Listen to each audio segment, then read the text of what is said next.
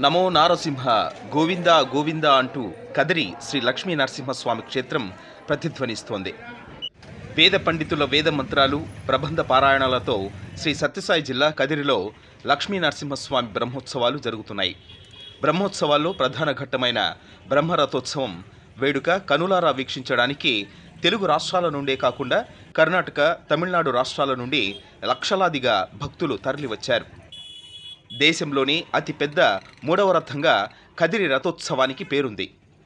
తమిళనాడులోని ఆండాల్ అమ్మవారి శ్రీవల్లి పుత్తూరు రథం, తంజావూరులోని తిరువళ్ళూరు రథం, ఆ తర్వాత మూడవ అతిపెద్ద రథం కదిరి నరసింహుడిదే అని చరిత్ర చెబుతోంది. ఏటా 15 రోజుల పాటు కదిరి నరసింహుడి బ్రహ్మోత్సవాలు జరుపుతారు. జై నరసింహ అంటూ కులాలు, మతాలకు అతీతంగా లక్షలాది మంది భక్తులు కదిరికి తరలివచ్చారు. దేశంలోని అతిపెద్ద మూడవ రథంగా ప్రసిద్ధిగాంచిన ఈ రథం బరువు 540 టన్నులు, 37.5 అడుగుల ఎత్తు ఉంటుంది.